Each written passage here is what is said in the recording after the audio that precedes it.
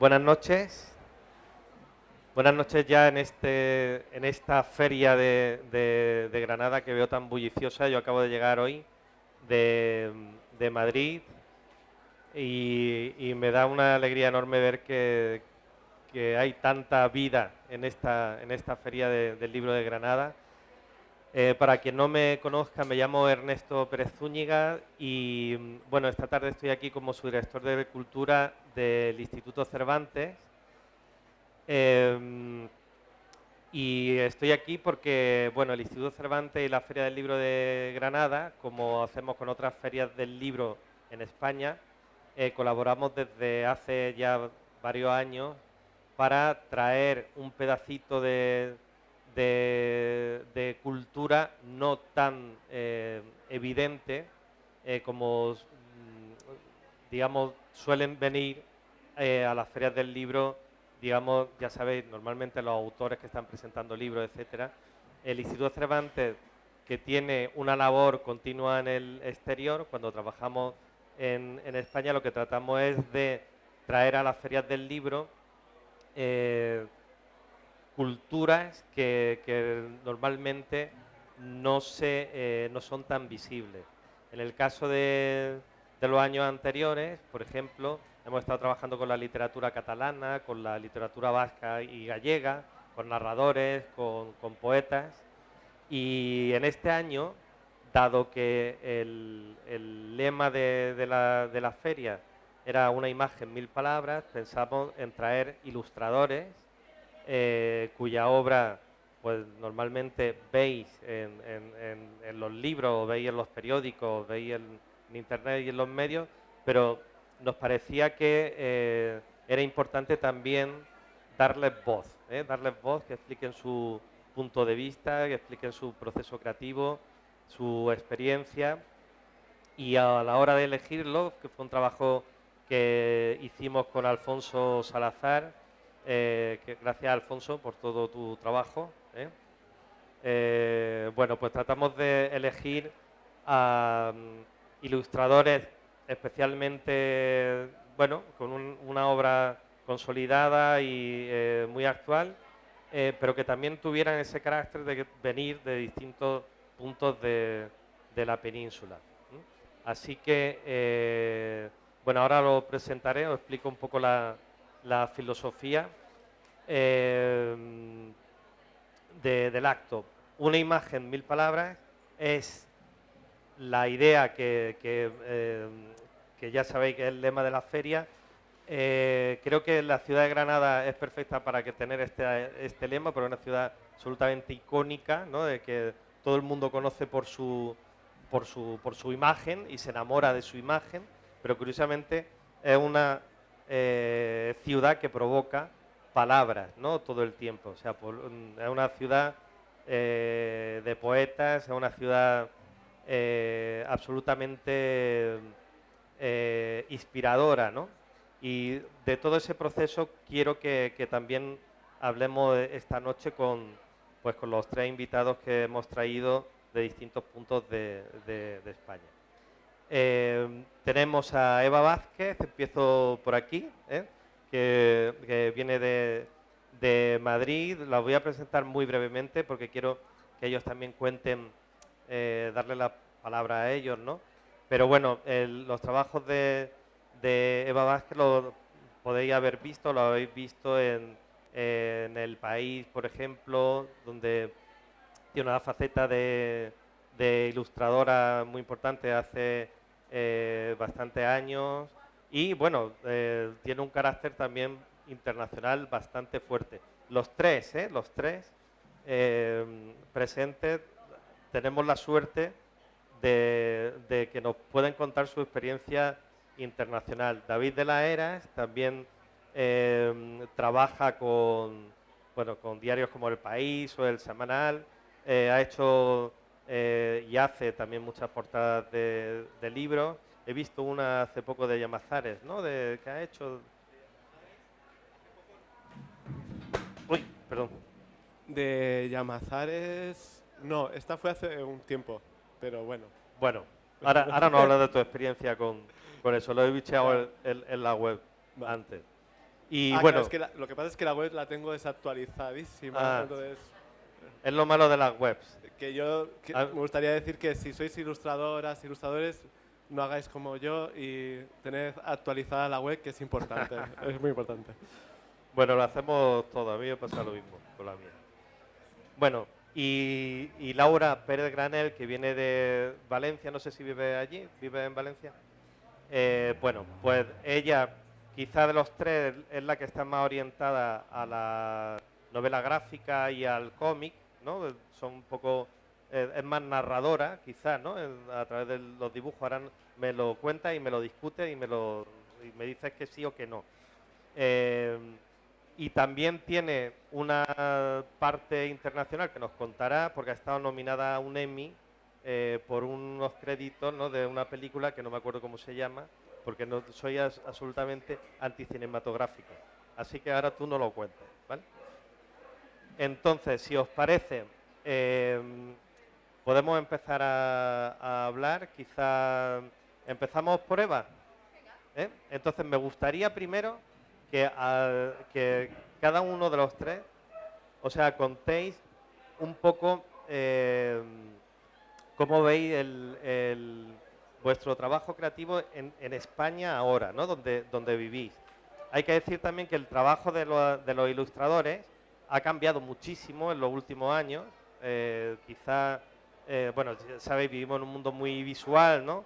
Y quizás hace, yo qué sé, antes lo hablamos, Eva, ¿no? Hace unos años la ilustración era una especie de complemento, ¿no?, de lo escrito, y ahora yo creo que bueno, tiene la visibilidad que le corresponde, ¿no?, y la consideración de arte que le corresponde, y de hecho hay una visión creo, muy artística y muy de vanguardia también en la ilustración, ¿no?, respecto a otras artes, ¿no?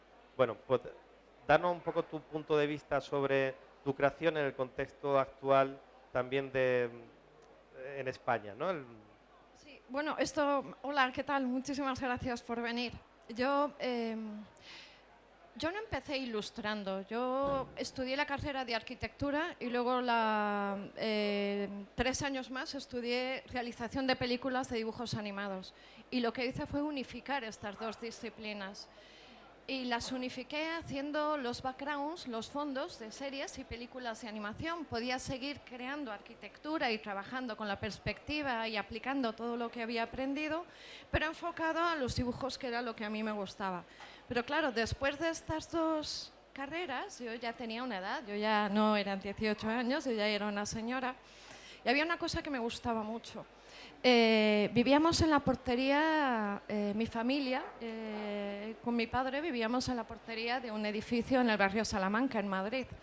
Y mi padre, en su puesto de trabajo en la portería, tenía todos los periódicos, porque a él le gustaba leerlos y porque muchos vecinos se los pedían, ¿no? José María, cómprame El País, o ten preparado el ABC, o lo que sea. Bueno, el caso es que cuando yo salía y los veía, yo me quedaba maravillada. O sea, me quedaba maravillada de cómo podía contar con una imagen, cómo podían contar los ilustradores la noticia del día. Me parecía maravilloso. Podía ser la viñeta, podía ser de Forges, o podía ser Mingote, o tantos ilustradores que ahora mismo no recuerdo los nombres, pero era maravilloso.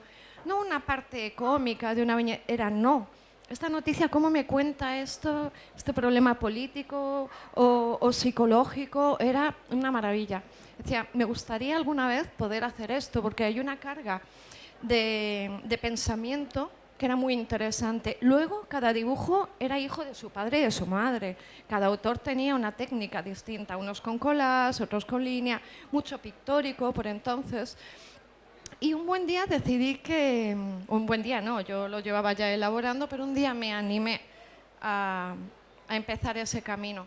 Había estudiado muchas cosas. En arquitectura tienes un montón de disciplinas, es una carrera maravillosa. En animación lo mismo, pero el contenido de pensar, la materia de ponerte a pensar realmente qué es lo que quiero contar, qué es lo que necesito para transmitir, ¿no? Pero me parecía un buen ejercicio. Y lo que hice fue prepararme yo un dossier para enviarlo. Como hice ese dossier, pues fue leyéndome noticias y creando las ilustraciones que yo pensaba que podían ser interesantes.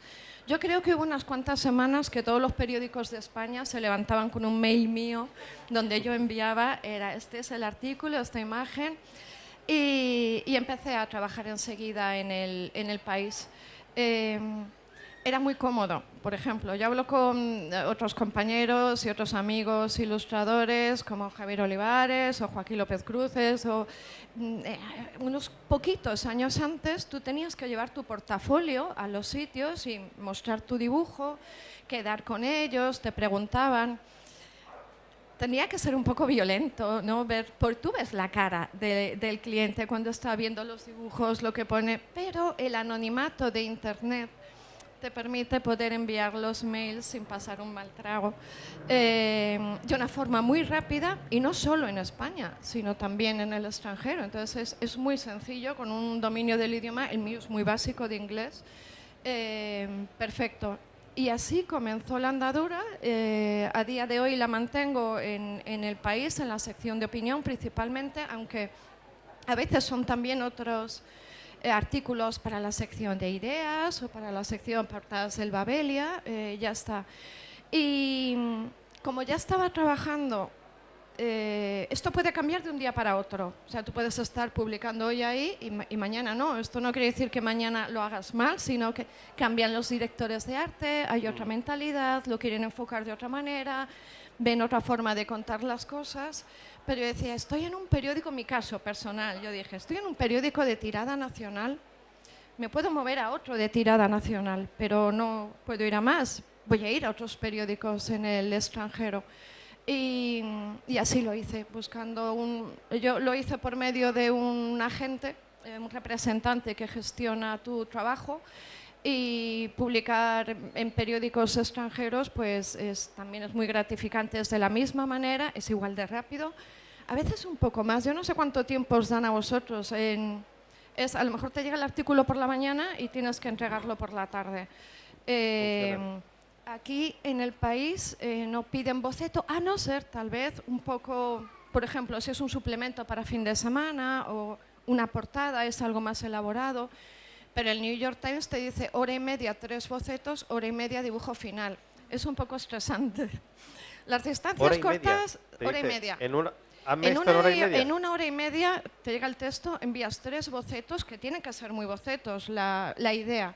Ellos ya saben cómo tú trabajas, se pueden imaginar, no va a haber sorpresas con el resultado final. Y después hora y media, o sea, tienes 3 horas para el dibujo final, con lo cual son unos dibujos que no llevan muchísimos elementos, pero sí que creo que lo importante es que tiene que ser muy claro y muy conciso. En mi caso, esta es mi impresión, que sea muy claro y muy conciso lo que quieres contar. Lo puedes contar con muy pocos elementos. De todo ese tiempo o del que me dan aquí en prensa, aquí o en Francia, lo dedico más a pensar qué es lo que quiero contar, qué es lo que quiero contar, qué es lo que me está contando el texto. ¿Cómo quiero yo responder con una imagen? Porque no es un resumen para mí, no es decir, toca apretarse el cinturón porque hay una crisis económica y dibujar a un señor apretándose un cinturón. No, para eso haces una fotografía. Con la ilustración creo que puedes entrar en un campo muy interesante, que es el de crear un diálogo. Puedes contar algo, es una narración, no es un dibujo bonito porque sí. Y a día de hoy esto es lo que hago principalmente. Yo no sé si vosotros este tiempo lo tenéis. ¿Sí? David, sí, cuenta tu punto de vista sobre esto y habla un poco también sobre ti. A ver, yo siempre he pensado que la ilustración hoy en día puede ser que tiene que ser no puede ser decorativa, no puede añadir cosas que ya existen en el texto, ¿no? Que lo adorne, sino de alguna manera depende también quién es el autor al que ilustras, ¿no? Porque quizás si tienes que poner a la misma altura que Antonio Machado, pues igual tienes que bajarte un poco los humos y respetar el texto y no intentar luchar o posicionarte a nivel visual como él lo hace a nivel de Eso lo dice palabra. por estar ilustrando Campos de Castilla. Sí, el 31 de mayo sale nada más mi libro. y nada menos. No hay nada. ilustrando campos de Castilla. Bueno, yo lo dejo aquí. Está grabado, ¿no? Vale. Y nada, yo empecé más por el mundo de, bueno, de artista plástico, galerías y demás, pero era un mundo que no me, o sea, que me interesaba, pero que a nivel laboral yo trabajaba de camarero los fines de semana para poder pagar el alquiler con no sé cuántos compañeros de piso, y decidí que la ilustración me gustaba y tenía una relación a nivel visual cercana a lo que me interesaba, ¿no? Entonces escribí tanto a Eva como a Laura cuando empezaba, preguntando cosas, y me ayudaron bastante. Y nada, intenté como... Sí que también tuve una reunión en El País, pero no me salió trabajo en principio. Pero años después sí que a veces pasa que tienes algún encargo, algún trabajo, aunque que es como algo que te marca como no sé, un trabajo referente, que todo el mundo te reconoce por ese trabajo. Entonces eso puede ser como un arma de doble filo, porque te puede abrir puertas, pero después que te estén pidiendo siempre esa misma imagen, ¿no? A mí me pasó con la portada de James Rhodes para instrumental, que fue como bastante reconocida. Y yo siempre digo que llevo pues 10 años haciendo mini portadas de James Rhodes, pero no, a ver, yo intento salir un poco por ahí y ya creo que ya hago otras cosas, pero sí que es eso, yo creo, o sea, trabajar mucho y al final se van abriendo puertas, ¿no? Y siempre llega algo como que eso, que te marca como ilustrador, que se abre eso, como una rueda que a veces, como dice ella, que se para o cambia un poco de rumbo, pero no sé. Y no sé qué más. Ahora os Sí. preguntaré cosas. Vale. Laura, cuéntanos tú eso, cómo entras en este mundo y cómo enfocas tu proceso creativo. Pues, a ver, yo entré en este mundo por casualidad. Yo quería ser animadora para estudios de Hollywood y demás, pero bueno, todos me dijeron que no o no me contestaban. Así que al final, de mandar portafolios por ahí, nadie me contestó, pero una persona vio... O sea, animadora, explícanos un poco eso. Animadora, ¿te refieres Animadora, de o animar. sea, escribir, No, dibujar, hacer los dibujos Sí. animados? Yo estaba ¿no? en Canadá. Se llama eso. Sí, Vale. y luego Muy estuve bien. estudiando en Canadá y luego me fui a Barcelona. Ya no me quedaban más becas y yo decía, me tengo que buscar la vida. O sea, ¿qué voy a hacer? Pues enviar portafolios y a ver de qué puedo trabajar. Porque dibujaba, pintaba, pero no sabía muy bien qué hacer. Una agencia canadiense me vio, Anna Goodson, bueno, pues me vio y me dijo, me ha gustado mucho esta imagen que hice en Barcelona. Y digo, muchas gracias, ¿puedes enviarme 20 como estas? No las tenía. Digo, claro, claro que sí. Y nada, las hice en un fin de semana, esas 20 imágenes, digo, aquí las tienes. En un estilo que cuando estás estudiando, todavía el estilo es algo como que todavía no tienes definido y que tampoco tienes muy definido cuando eres mayor porque aún quieres avanzar. Entonces entré a trabajar para esta agencia y estuve 10 años. Y a pesar de que la ilustración en el mundo americano ha sido lo que me ha abierto las puertas, luego empecé a trabajar en el mundo más nacional y terminé haciendo novela gráfica, también álbum ilustrado y títulos de crédito, que fue por lo que tuve que ir el año pasado a la fiesta de los Emmys, que no lo ganamos, pero fue muy divertido. Entonces, al final todo es contar cosas, ¿no? Contar cosas ya sea en prensa, ya sea en un álbum ilustrado sobre brujería, ya sea hacer tus propias novelas gráficas, que eso es lo más difícil que he hecho en mi vida, volcarme a hacer mis propias historias, porque al final cuando te están pidiendo trabajo, más o menos sabes lo que necesitan. Han visto tu portafolio y tienes cierta confianza de decir, vale, ya sé lo que quieren. Pero cuando tienes que hacer tú tu propio trabajo, contar tus historias, ahí ha sido donde he visto el mayor reto, porque no hay nadie que te esté dirigiendo y realmente sigue siendo el mayor reto que tengo hasta ahora, ¿no? El contar la propia narrativa.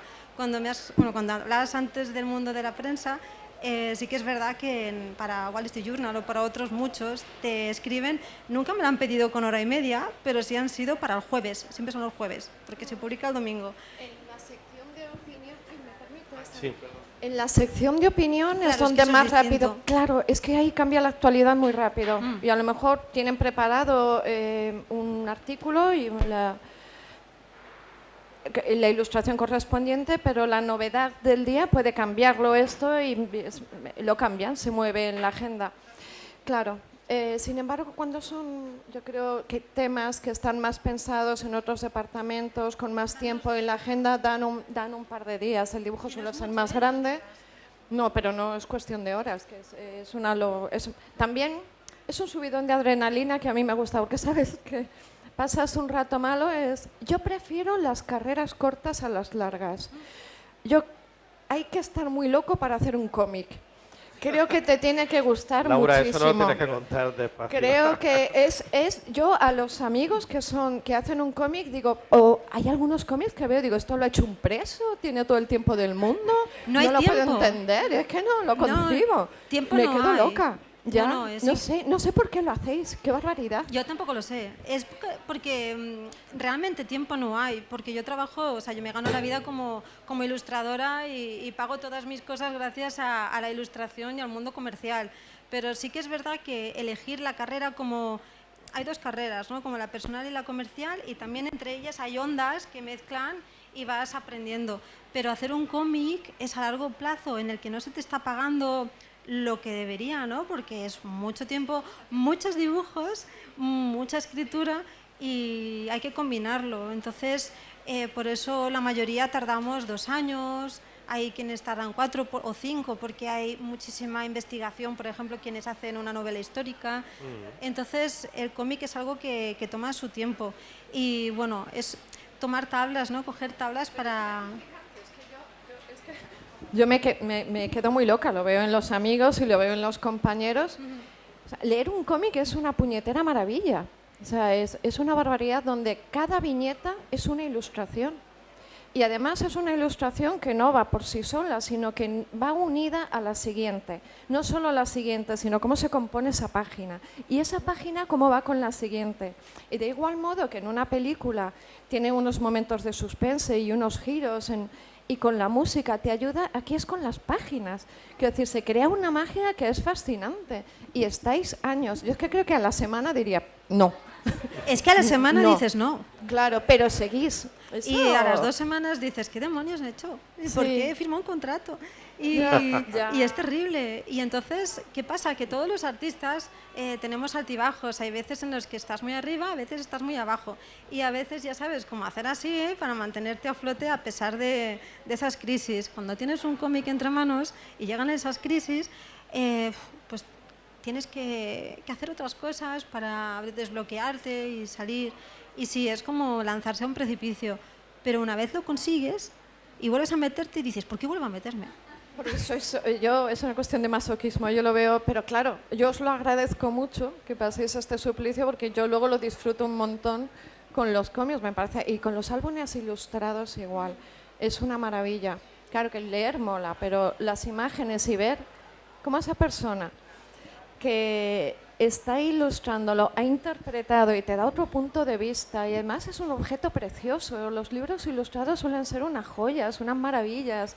No sé, no solo me lleva a mi infancia cuando lo leía, es que ahora veo cosas que me vuelan la cabeza. O sea, no sé, hay gente muy buena en esta sala ahora mismo, sois todos muy buenos. Y el pastel no es tan grande y somos muchos ratones. Hay muchos ratones que lo hacen bien y antes ibas a estudiar a la biblioteca. Yo recuerdo que, cuando estudiaba arquitectura, tú ibas a la biblioteca, tenías que ir muy rápido, porque ese libro de Le Corbusier lo quería todo el mundo, porque habían hablado en clase, había algún listo que lo escondía dentro de la biblioteca para tenerlo él. Pero hoy en día con Internet es una maravilla, porque tenemos acceso a absolutamente todo.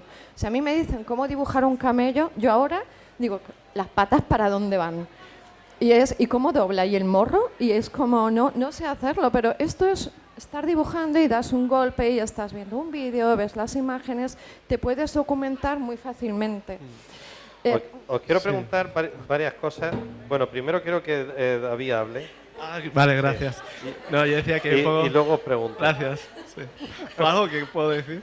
Que hablando antes, como comentabas, de como que en los últimos años como la ilustración bueno, que tiene más peso hoy en día en el día a día. Creo que un poco la razón es Internet, porque estamos ahora cada vez más acostumbrados a ver imágenes en cantidades ingentes que antes no lo veíamos igual en la tele, antiguamente lo veían en el cine y anteriormente en el teatro, ¿no? Pero ahora es como, si nos paramos a pensar todas las imágenes que vemos tan diferentes cada día, es increíble, ¿no? Que eso también, no sé, por una parte está bien, es interesante, pero por otra parte es como que al final sí que se ve que hay corrientes que se repiten mucho, que la gente no sale tan con cosas tan originales porque no han tenido el tiempo de madurar o no tienen referencias como, vale, tengo estas pequeñas referencias que puedo crear con estas 4 referencias. En cambio, tienen muchas referencias visuales, entonces se hacen como pequeños monstruos de que todo parece como que se parece. Entonces creo que está bien que la gente, que cada vez se vean más imágenes, porque también invita a que la gente entienda el mundo visualmente, porque muchas veces también es como que la gente desde pequeños no tenemos esa educación visual, ¿no? Nos enseñan a leer libros, pero no nos enseñan a leer el mundo con las imágenes, ¿no? Entonces nos pasa que vamos a un museo y vemos algo abstracto y no nos interesa, pero porque no nos han enseñado a leer. Entonces creo que está bien que cada vez haya más imágenes, que Internet nos inunde de esas imágenes, pero creo que también que hay como que educar a la vez a las personas a saber ver esas imágenes. Eso es muy, muy interesante porque es verdad que se enseña o se enseñaba, yo qué sé, la pintura clásica, ¿no? Pero la historia de la ilustración no se enseña, ¿no? O tiene que ser absolutamente en un plan muy especializado de enseñanza, ¿no? Es muy raro encontrar una historia de la ilustración y mira que hay maravillas de la historia de la ilustración, ¿no? Casi desde los bestiarios medievales, ¿no? Hasta lo que hacéis ahora vosotros, ¿no? Claro, hubo como, antes yo me acuerdo cuando estudié ilustración o bellas artes, nos dijeron que la ilustración vino antes de la fotografía, ¿no? Los periódicos mandaban a gente, claro, había mucha gente que igual no sabía leer, entonces mandaban a los ilustradores a que ilustraran una noticia, o por ejemplo en la guerra civil estadounidense, ¿no? Pues cuando tenían que narrar las batallas que existían ahí, eran ilustradores que estaban ahí in situ dibujando para después mandar a los periódicos para saber qué estaba pasando en el campo de batalla, ¿no? Entonces después creo que ya apareció la fotografía o el boom de la fotografía y un poco desbancó esa parte de la ilustración. Pero se ilustran libros desde antes de que existiera la imprenta, los códices Claro, medievales, sí. ¿no? Están llenos de ilustraciones maravillosas, ¿no? Yo creo que la ilustración está en el libro desde el principio del libro. Claro, la ilustración es una manera de contar las cosas que pasan, ¿no? Y a diferencia de igual otros tipos de artes, sí que la ilustración yo creo que como tiene que llegar a más personas, tienes que utilizar símbolos o maneras que todo el mundo pueda entender, ¿no? Entonces, yo creo que incluso antes de los códices, yo qué sé, que igual esto es pasarme, pero cuando se representaban las cazas de mamuts en las paredes de las cuevas, estaban representando algo contando algo que había pasado y que lo podían entender, ¿no? Todos. No todos, no sé. Igual me he pasado con lo de los... Bueno, no sé. Y eso. No, es muy interesante también, y me gustaría que hablarais de esto a partir de vuestro lenguaje creativo, ¿no? De vuestro proceso creativo, de lo que tiene la ilustración actual de vanguardia, ¿no? Hablabas, por ejemplo, de que no estamos educados normalmente en el arte abstracto, porque no se entiende, ¿no? La ilustración normalmente tiene un componente figurativo, pero jugáis mucho, según he visto vuestros trabajos, también con los espacios, con las figuras, ¿no? Tú, por ejemplo, Eva, haces unas figuras como humanas muy pequeñas en espacios grandes, ¿no? He visto, ¿no? Es que no sé dibujar gente. Está bien, pues eso lo explica todo. Acabo de resolver el misterio y además todos salen de espaldas, fíjate, todos salen de espaldas. Yo recuerdo en una entrevista con la... No, pero es muy interesante esto que preguntas porque yo intento sacar de los defectos alguna cualidad o intento narrar. Yo voy a cocinar. ¿Y con qué voy a cocinar y con qué voy a trabajar? Pues bueno, pues si resulta que lo que tengo, las materias que tengo, que yo considero que son buenas, una buena materia prima para hacer esto, vale, pues igual no puedo hacer un pastel, pero puedo hacer un arroz con bacalao y es como con lo que yo tengo y he aprendido, yo cuento. Los personajes no son mi punto fuerte y yo siempre meto a las figuras como... Si metieses estos personajes en los planos y arquitectura, son una pincelada para dar una escala, y muy poco. Una pincelada para dar una escala. Me interesa más el contexto. ¿Por qué? Porque lo he trabajado más, porque lo he estudiado, porque vengo de arquitectura, vengo de animación, me gusta muchísimo, me siento muy cómoda creando espacios, me parece fascinante, pero las personas no. Entonces siempre son un personaje que normalmente está de espaldas. Y yo no me di cuenta de esto, yo claro que lo hacía, pero no era consciente a lo mejor de que todo el mundo lo había visto. En una entrevista con una locutora maravillosa de radio, Laura Barrachina. Sí, el ojo crítico. Bueno, pues fuimos Javier Olivares, no recuerdo el otro que era escritor, disculpadme, y yo. Y ella había hecho sus deberes, había visto mi trabajo y me dice, ¿por qué siempre estos personajes pequeños y de espaldas? Me quedé diciendo, ¿pero qué dice? O sea, no, que no. Cuando llegué a casa ya era como y la mitad desnudos. Digo, ¿pero qué me pasa? ¿Qué sucede? Son solo una referencia. Para mí son un elemento más. Me siento muy cómoda con los espacios. Un primer plano de personajes no va a ser el campo. Y lo que hago es narrar con esos elementos que tengo y siempre que aparecen personajes son muy pequeños para dar una escala o para dar ese punto de interesante. Puede ser un señor en llamas, o puede ser una mujer dormida o hecha mil trozos para acompañar en el contexto que yo quiero hacer. Y no tiene que ser algo figurativo, puede ser abstracto, tampoco sabría definir, tampoco sé a qué te refieres con lo de abstracto. Yo creo sí que aprendemos de historia, vamos a exposiciones, en arquitectura claro que aprendes un montón, en animación tú lo vas viendo. De verdad que creo que si todas las herramientas son chulas y las sabes manejar bien.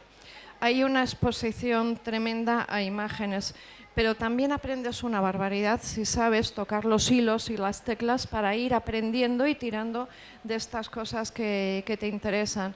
Y aprendes mucho de otros compañeros y empiezas a ver que con locuras. A mí me vuela la cabeza cuando veo exposiciones, o lo veo en Instagram, o lo veo publicado, digo, qué maravilla, cómo se ha atrevido a hacer esto, qué bien me lo acaba de contar.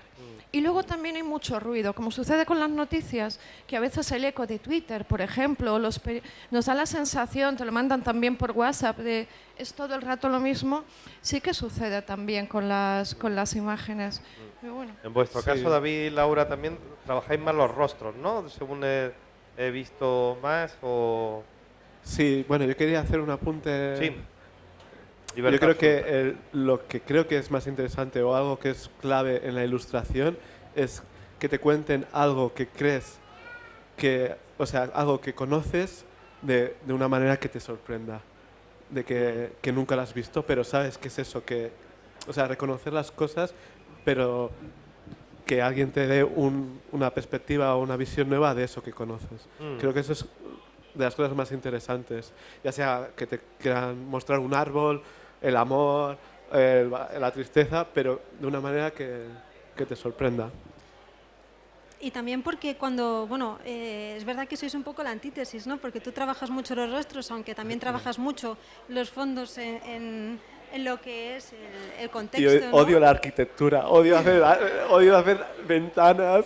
Es que estoy imaginándome, o sea, estoy recordando los trabajos de los dos, digo, jope, se complementan porque es como distinto, pero sí que es verdad que cuando trabajamos, en mi caso yo trabajo también mucho el rostro o la persona dentro de un contexto, pero sí que es verdad que me gusta mucho más trabajar la persona porque creo que el lenguaje no verbal que trabajamos en la ilustración cuenta mucho, es decir, nos fijamos en ese lenguaje no verbal y en lo que cuenta de una manera universal, ¿no? Que una ilustración, sea en el medio que sea, pues está contando la situación de esa persona o lo que te quiere transmitir, independientemente de si va enfocada a un artículo o si es una ilustración de cartelería o si es una ilustración X. Ese lenguaje no verbal, esa psicología visual, ¿no? Que tenemos al ver una imagen de una persona, por ejemplo, o la imagen de un personaje pequeñito dentro de un espacio. Yo solo trabajo, por ejemplo, en cómic y me parece interesante porque descontextualizar el personaje, contextualizarlo, hacer referencias metafóricas o no. Sí, y a veces sí. Hay muchas, por lo menos en prensa, bueno, por lo menos en prensa no, yo bien, muchas revistas, a veces hay temas muy escabrosos. Por ejemplo, si estás haciendo un suplemento sobre el maltrato infantil, sobre el incesto, sobre la resiliencia, sobre la guerra, hay unos temas que a lo mejor son delicados, son complicados, son dolorosos, pueden ofender desde 1000 aspectos y las fotografías son demasiado explícitas o tendrían que ser muy abstractas o no, pero la ilustración puede contar todo esto cambiando el tono, ¿no? Haciéndolo un poco más amable, no sé si me explico bien. A lo mejor para contar un artículo, por poner un ejemplo que yo haya vivido sobre un abuso o un artículo muy extenso de abuso infantil, realmente doloroso o demás, la ilustración siempre puede contar esto de una forma más o menos abstracta, más o menos figurativa, con los elementos que se tiene, creándolo con cada artista los suyos, tocando estos temas y me parece muy interesante cuando llega un tema o especialmente bonito o especialmente doloroso, es decir, cuando es muy bonito es como no puedo competir con la fotografía de esto que es tan genial, o si me ilustras la primavera o el amor, es como por Dios, y ahora que tengo el corazón partido no me va a salir. Yo qué sé, o cuando los temas son muy complicados, ¿cómo adoptarlo? Esto lo hacen muchos periódicos y muchas revistas, en Estados Unidos muchísimo. Aquí yo trabajo menos, la sabrá, pero trabajo menos. Llegar a un tema muy, muy complicado o, no sé, especialmente delicado, ¿cómo trabajarlo? Y ahí la ilustración lo hace siempre de una manera que yo me quito el gorro. A mí me emociona a veces cuando ves un buen edificio, una buena película, vosotros también, cuando veo una buena ilustración y me ha contado algo novedoso, es ese momento de los pelos de punta, decir, ¡buah, buah, buah, buah! Esto quiero hacerlo yo, pero ¿qué digo? No sé hacerlo, no, esta no soy yo. Pero abarca muchos temas, cuenta cosas, tú estás contando cosas. Y puede ser con caras, con personajes, distintas escalas, pero lo que es importante es que no es una guarnición, por sí misma cuenta cosas. Hay libros, ¿cómo se llaman estos libros que se llaman libros mudos? Los que no llevan ninguna imagen. No llevan texto. Sí, los que no llevan texto, perdón, gracias. No llevan ningún texto. Qué maravilla que, pues eso, en campos de refugiados, por ejemplo, en bibliotecas de todo el mundo, tu libro pueda llegar porque está contando con imágenes y los padres, las madres o los amigos puedan interpretar además esas distintas lecturas. Y es todo con imágenes. Me parece magia que eso se pueda hacer. Porque ¿no? es que el lenguaje muchas veces nos pone límites, depende del lenguaje, donde estés viviendo, el lenguaje puede ampliar muchísimo el conocimiento, por supuesto, pero también puede poner ciertos límites. La imagen, sin embargo, trasciende esos límites. Entonces, una imagen que nos puede llegar de una manera que ya no es tan abstracta, más bien sería subjetiva, esa manera que trasciende y que te llega muchísimo más directa que a lo mejor todo el artículo que has podido leer, que esa imagen te va a transmitir directamente una ternura o una sensación que por eso es tan necesario, ¿no? Tan necesario el acompañamiento de imágenes en los libros, por ejemplo, para niños, en los libros para adultos, o la cartelería. Esa manera de llegar tan directamente y tan subjetivamente también depende del filtro de cada uno, a dónde nos va a llevar, pero con eso ya juega un poco, ¿no? La persona que está ilustrando para que ese símbolo o esa manera subjetiva intente llegar a un público lo más amplio posible para que sea entendible. Había hecho unos símiles que me ha divertido mucho lo que había hecho del cómic, ¿no? Frente a la ilustración directa, ¿no? Porque me ha recordado también al trabajo poético frente al trabajo narrativo, ¿no? Me refiero a escribir poemas o escribir novelas, ¿no? Que un poema se escribe normalmente en un instante, aunque luego se trabaja, la novela es lo que tú decías del cómic, ¿no? Como te metes en un trabajo de 2 años, 3 años y tal, que encima te van a pagar poquísimo, no sé qué. Los símiles son muy parecidos, pero os quería preguntar por o sea, por vuestro proceso creativo. David, de hecho, antes estabas tú diciendo que lo novedoso era una condición, ¿no? Para atraer eso. Muchas veces cuando definimos lo que es lo poético es traer a la realidad en palabras lo que antes no estaba y lo pone en palabras, ¿no? Yo creo que tal como estáis concibiendo la ilustración, los tres, tiene algo que ver con esto, ¿no? Es traer, ¿no? lo que no estaba, ponerlo en imagen para contar algo que no estaba o mostrar algo que no estaba. Y lo que os quería preguntar sobre esa, o sea, que desarrolléis un poco esa idea, y también cómo trabajáis, o sea, cómo es el proceso creativo, o sea, cómo trabajáis, o sea, os viene una idea, la esbozáis en papel o lo hacéis en ordenador, o sea, un poco que nos contéis cómo trabajáis. Vale. A ver, lo de que decíamos de lo de novedoso, lo que sea, bueno, creo que sí que es importante no acomodarse y ir buscando maneras de comunicar que amplíen, bueno, horizontes o ya sea a ti mismo. Al final lo que tú estás contando a los demás es lo que te estás contando a ti, ¿no? Y al final lo que pasa es que lo que tú crees o lo que piensas es seguramente lo que la gente cercana también piensa, ¿no? Y por eso existe esa conexión. Y creo que también la ilustración vive en un contexto concreto, ¿no? Entonces tú vas a hablar de cosas o vas a ilustrar libros o vas a hacer cartelerías y tienes que tener en cuenta en el momento en que estás viviendo y no es lo mismo, tú ves ahora un cartel y se cuentan cosas que hace 10 años no se contaban, ¿no? O yo qué sé, o ahora Instagram, aparece una imagen pictórica de un pecho y, ¡buah! Y entonces lo censuran o lo que sea, ¿no? El David de Miguel Ángel lo censuran. Y depende, es por el contexto, ¿no? Y yo qué sé, había un cartel que me hacía mucha gracia que en el 35, bueno, en el año 1935, un cartel de unas fallas era una imagen de una mujer con los pechos al descubierto. Y 2 años después, claro, no había esto y había un tipo haciendo el saludo fascista. Entonces, claro, es como, depende del contexto en el que vives, tienes que tenerlo en cuenta para hablar de ciertas cosas. ¿Y el contexto de ahora os condiciona? Bueno, siempre estás condicionado, ¿no? Cuando tienes que hablar de algo, tienes que ver lo que quieres contar y al final tienes que ser, sobre todo yo creo que sincero con lo que vas a decir, ¿no? Y bueno, los límites los pone cada uno. No sé, es lo que creo yo. Pero ¿tenéis algún tipo consideráis que en este tiempo hay algún tipo de censura o es todo lo contrario, de libertad? Me refiero a cierto puritanismo, a cierto, que también hay, ¿no? Por ahí, ¿no? Laura. Hay unas preguntas. Hombre, hay que escuchar. Hay que mojarse. Sí. No lo sé, espera.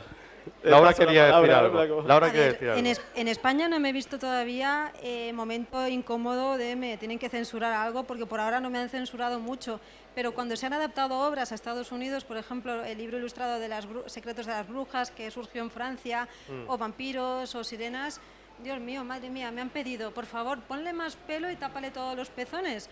O, por ejemplo, si una persona es negra, que sea muy negra, si una es muy blanca, que sea muy blanca, una amarilla, que sea muy amarilla, pero o sea, que sea todo muy evidente.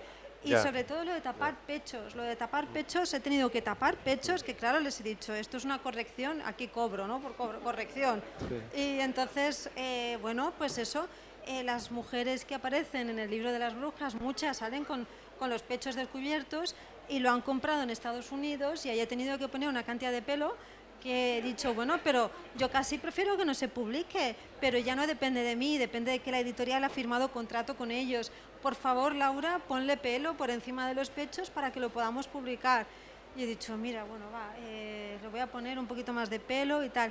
Allí sí que veo muchísimo falso puritanismo, de alguna manera, ¿no? Que es como muy propio americano, que sí que lo he visto, pero aquí en España he tenido la suerte que no sé, es porque nunca he trabajado algo demasiado, bueno, que se pueda mirar con pinzas, ¿no? Pero ahora mismo, no sé si luego cuando termine me acordaré de alguna anécdota, pero sobre todo en el mundo americano es absolutamente bestial la cantidad de cosas que no pueden ver, ¿no? Hay que aprovechar nuestra ventaja. David, ¿tú quieres decir algo de esto? Eva. Pues mira, yo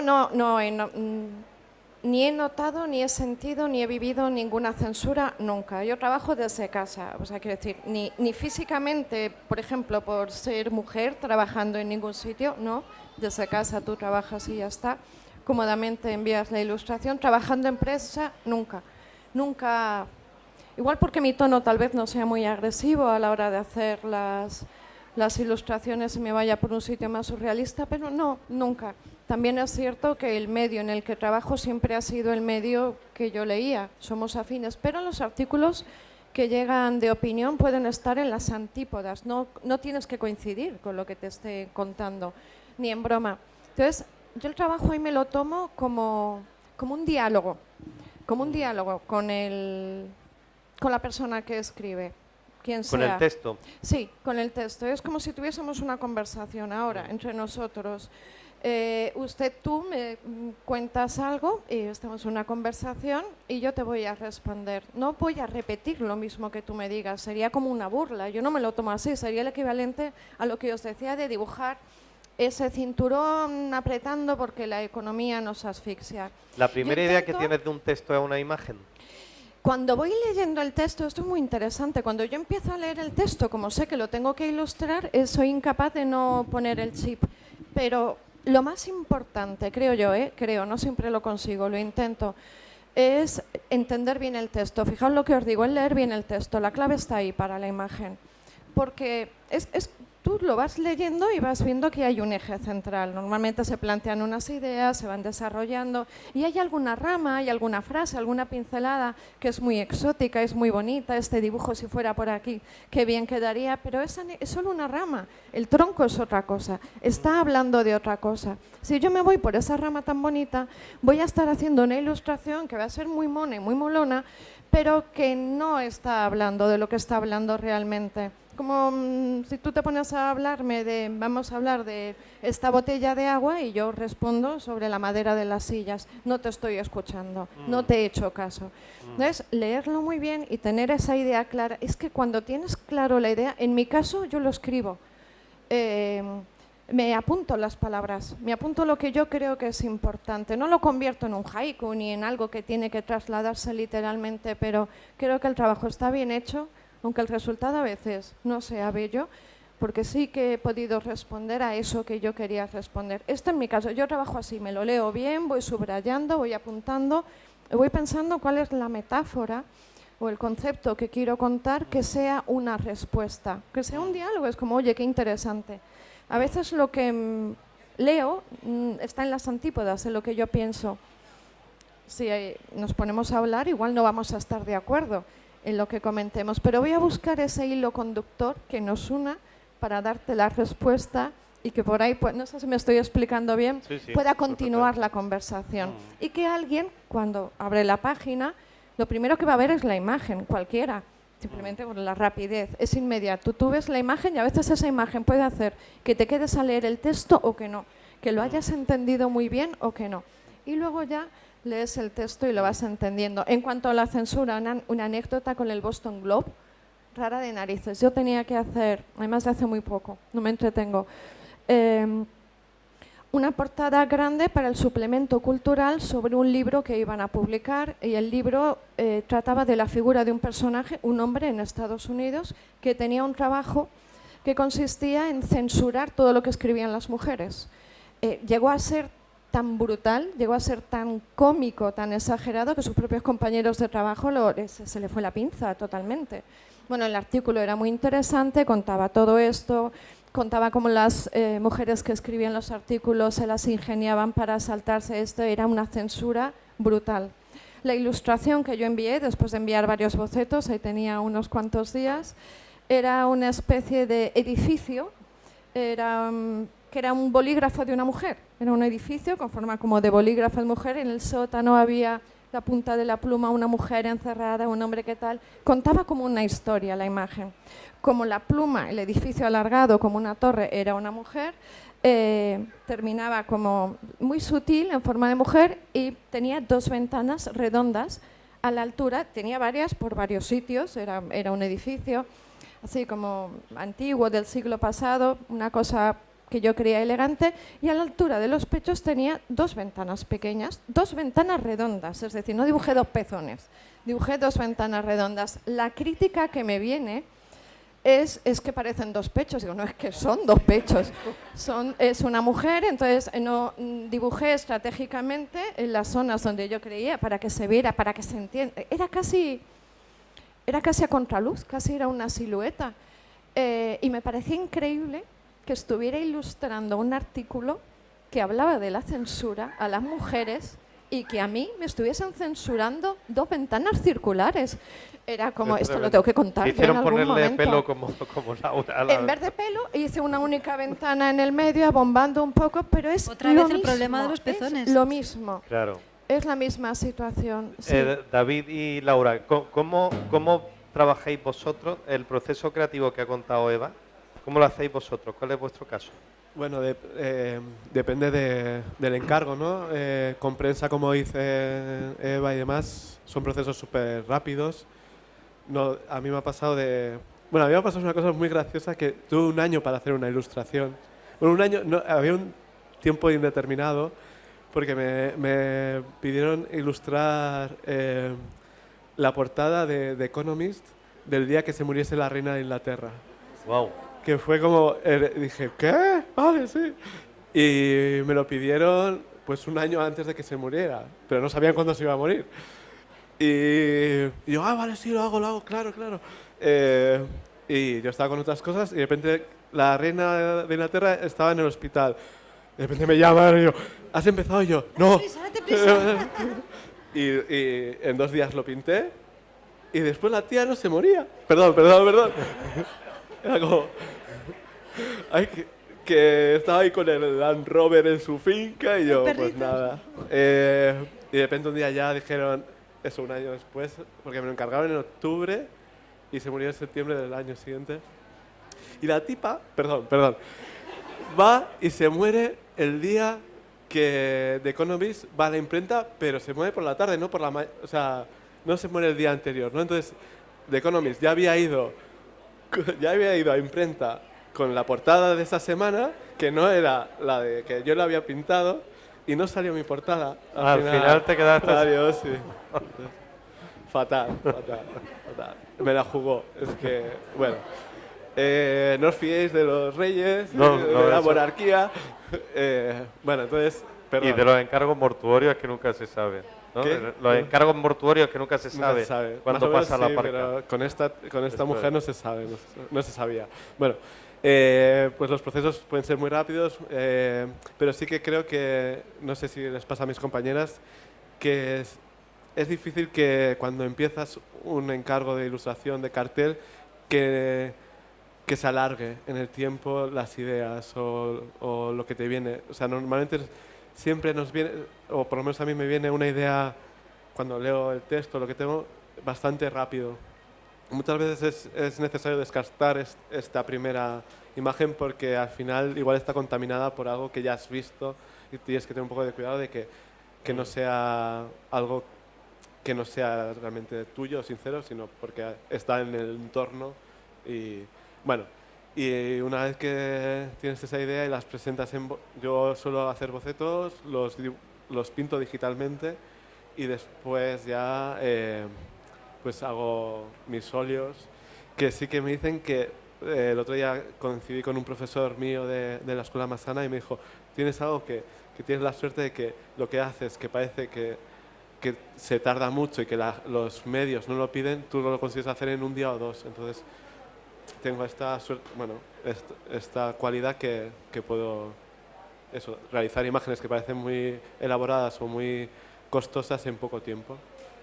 Y al final es cuestión de práctica, en mi caso por lo menos. Laura, ¿tú cómo lo haces? Pues estaba pensando en una anécdota también que me ha pasado hace poco. Hoy se ha publicado nos han pedido a 9 ilustradoras que por el 35 aniversario, creo que era el 35 de Vogue, que hiciéramos una portada soñada. Entonces que cada una hiciéramos una portada que nos habría gustado ver en Vogue. Lo que ocurrió fue que durante el proceso creativo, normalmente entrego a veces un boceto, si me parece genial solamente uno, si tengo dudas entrego 2 o 3 o 4. Pues entregué 3 bocetos muy parecidos. Y la chica me dijo, no, se parece un montón a lo que está presentando otra ilustradora. Digo, no puede ser. Digo, pero bueno, ahora yo quiero seguir haciendo este trabajo. Y al final esta persona pues decidió desarrollar su trabajo de una manera un poco diferente y mi trabajo pudo ser aprobado, ¿no? Pero nunca me había pasado que me dijeran que no a una cosa porque se parecía mucho al trabajo de otra persona. Y luego al final los 2 trabajos no se parecen para nada.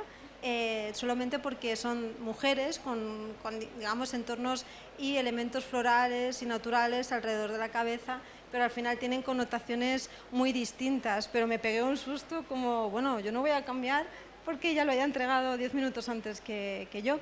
Pero normalmente suele ser eso, te mandan más o menos una idea, más o menos liviana, o un artículo, o algo, un manuscrito que leerte, y es verdad que a veces las primeras imágenes que aparecen suelen ser las buenas, otras veces no, pero en mi caso muchas veces es como lo primero que llega intuitivo, intento darle más vueltas y más vueltas para volver al inicio, ¿no? A volver a la primera idea primigenia y tirar por ahí.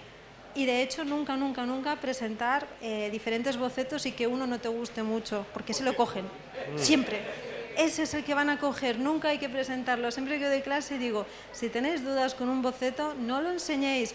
O si tenéis un portafolio y tenéis imágenes que no os gustan mucho en vuestro portafolio, borrarlas y hacer una nueva porque os van a pedir y os van a pagar por hacer algo que no os gusta. Qué bueno. Entonces hay que estar siempre como sacrificando cositas para que siempre la línea vaya a evolucionar, porque todos al final desarrollamos un estilo que va modulándose con el tiempo y queremos que nos llamen para lo último que hemos hecho, no lo que hicimos hace 10 años. Así que eso, eliminarlo, hay como que sacrificarlo en el mundo del ritual de sacrificio. Qué bueno. Sí. Pues bueno, tenemos que terminar ya que ya llevamos una hora exactamente, que era lo previsto. Después de escucharos, la verdad, tenemos que hacer más mesas de estas, que los ilustradores, las ilustradoras habléis y contéis vuestro proceso creativo porque es interesantísimo. Antes de cerrar, quiero oíros decir que el GPT Chat no va a poner en peligro vuestra profesión nunca, porque El chat GPT, sí. porque es como el tema, porque está todo el sector preocupadísimo con esto, ¿no? Ya sea en cualquier medio, es artístico, porque afecta a la música, la escritura, y bueno, mesas como estas demuestran que es imposible que una máquina pues pueda hacer y contar lo que vosotros hacéis y contáis, ¿no? El chat GPT se le dan muy malas biografías, porque le preguntas la biografía de cualquiera y te hace un melange ahí a tope. Lo probé con varias personas y dijo, esto hay que afinarlo todavía. Pero sí que es verdad que tiene capacidades muy guays a la hora de hacer generalidades, ¿no? Para hablarte de temáticas. Últimamente lo he estado probando y sí que se le pueden sacar cosas. Eso sí, aún estamos en la edad de piedra de lo que va a ser, que todavía no tenemos mucha idea dónde nos va a parar. Y hablando con periodistas, si tenían miedo, ¿no? Porque al final terminábamos con una entrevista a 2 y decían que bueno, que todavía se veía en la edad de piedra y que veríamos como... Pero digamos que no es tanto el chat GPT como las inteligencias artificiales de creación de imágenes o de vídeo, ¿no? Lo que está generando más problemas, porque ahora sí que hay como varias editoriales que ya utilizan los medios de inteligencia artificial a la hora de elaborar imágenes, pero creo que al igual que cuando salió la fotografía y los ilustradores echaban las manos a la cabeza, o al igual que cuando salieron las imágenes de stock, los de la publicidad, también se echaban las manos a la cabeza diciendo, ostras, esto lo hacíamos antes desde cero. Creo que estas nuevas herramientas van a necesitar creativos y van a necesitar mentes pensantes que se les dé bien cómo orquestar estas actividades o estas nuevas herramientas para favorecerles en su trabajo. Un ejemplo, quiero hacer un corto. Antes me costaba mucho, voy a hacer un corto. Me costaba mucho plantear la animación y demás. Ahora con las herramientas puedes hacer, digamos, una animación más o menos fluida, la rotoscopias y puedes hacerlo a tu manera y te ha avanzado mucho el tiempo. Por ejemplo. Una visión muy sensata. Yo no estoy de acuerdo, la verdad. Es que por eso hay discusión. No, sí, yo creo que es algo que no podemos poner, es como no podemos poner puertas al campo, no podemos, o puertas al mar, o barreras al mar. A la inmensidad. Mira, esto seguro que parece una inteligencia artificial hablando, lo mezclo todo. Yo, a ver, sí que creo que puede ser una herramienta interesante, pero creo que es que... a mí no me preocupa tanto el hecho de que quiten trabajo las nuevas tecnologías o lo que se dice, no, pero si la fotografía no, mira, no ha quitado trabajo a los ilustradores. Yo creo que hay un problema de base de que entendemos, o mucha gente entiende la tecnología de una manera como que todo progreso es beneficioso, pero no creo que todo progreso es beneficioso. Cuando sobre todo ese progreso no somos capaces de entenderlo al mismo ritmo en el que está ocurriendo, ¿no? Creo que parece que lo que es más rápido y sencillo es lo que queremos y lo que necesitamos, pero creo que igual es lo contrario. Igual tenemos que entender que lo que el mundo necesita es parar un poco, ¿no? Entonces, cuando aparecen estas herramientas que van muy deprisa, que te pueden facilitar cosas, pero o sea, ¿realmente queremos que nos faciliten las cosas? O sea, yo entre cocinar durante una hora algo delicioso o irme al Burger King, pues prefiero igual estar una hora o aprender algo nuevo por mi cuenta tranquilamente que no que me den las cosas hechas, ¿no? Es decir, hazme el robot de cocina que me haga todo. Pues no, pues igual prefiero parar o prefiero aprender, prefiero equivocarme, ¿no? Y que no... Entonces, o sea, sí que entiendo esto como, o recibir esto, personas que hemos vivido la rotoscopia o la animación manual o la ilustración o la fotografía, pero ¿qué pasará cuando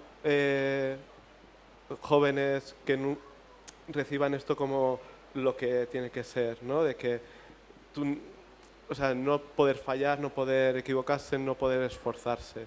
O sea, yo puedo saber lo que es fallar, pero cuando le pones a un niño o en las escuelas herramientas en las que no se pueden frustrar o no pueden... Bueno, no sé, es que bueno, da igual. Lo de parar un poco es una gran idea. Y de hecho debemos parar porque la organización me ha dicho hace un rato que parara. Pero Alfonso, tenemos que hacer un monográfico sobre este asunto el año que viene. Porque el año que viene tenemos que...